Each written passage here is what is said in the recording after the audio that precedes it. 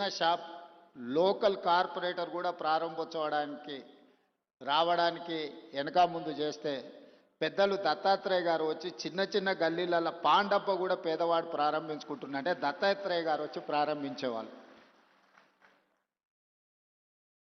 ఇది నాకు వారితో ఉన్న 40 సంవత్సరాల అనుబంధంలో 40 సంవత్సరాల నుంచి దత్తాత్రేయ గారిని చాలా దగ్గరగా నేను వారిని చూస్తున్నా. ఇంతకుముందు రాణి రుద్రమ్మ గారు చెప్పినట్టు దత్తాత్రేయ గారి కుటుంబంతో పెద్దలు కిషన్ రెడ్డి గారి కుటుంబంతో నాకు చాలా సన్నిహిత సంబంధాలు ఉన్నాయి, అది అందరికీ తెలుసు. నేను మొన్న నీతి ఆయోగ్లో పాల్గొన్నప్పుడు ప్రధానమంత్రి గారితో మధ్యాహ్నం భోజన వేదిక మీద కూర్చున్నప్పుడు వారు చంద్రబాబు నాయుడు గారిని చూపించి ఆప్కే సాథీ ఇద్దరే అని అంటే నేను చెప్పా, నేను స్కూల్ మీ దగ్గర చదువుకున్నా, కాలేజ్ ఆయన దగ్గర చదువుకున్నా, ఇప్పుడు ఉద్యోగం రాహుల్ గాంధీ గారి దగ్గర చేస్తున్నా.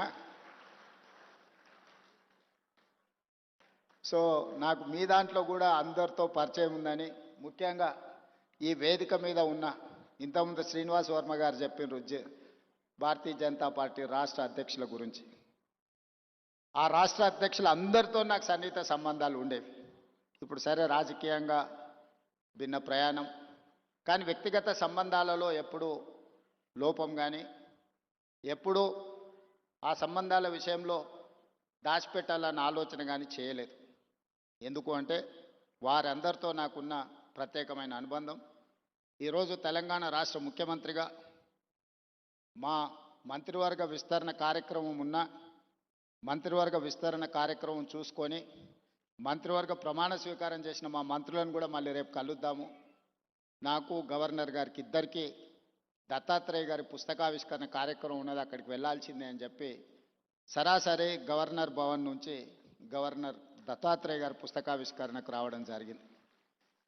ఈరోజు రాజకీయాలలో ఒక్కసారి కార్పొరేటరు కౌన్సిలర్ అయితేనే వాళ్ళ జీవన శైలి విధానంలో చాలా మార్పు, ప్రజల సంబంధాలలో ఒక భిన్నత్వాన్ని ప్రదర్శించే పరిస్థితులు ఉన్నాయి. కానీ దత్తాత్రేయ గారిని చూసి నేర్చుకోవాలి. అజాతశత్రువు అనే పదాన్ని మనం పుస్తకాలలోనే చదువుకుంటాం, కానీ బండారు దత్తాత్రేయ గారిని చూసినప్పుడు ఆ పదము 100% వారికి సరిపోతుంది.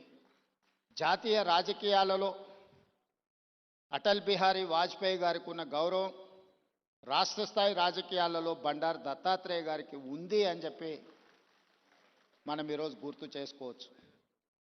అటల్ బిహారీ వాజ్పేయి గారు ప్రతిపక్షంలో ఉన్న, ప్రధానమంత్రిగా ఉన్న, పార్లమెంట్ సభ్యుడిగా ఉన్న, ఎన్నికల్లో ఓడి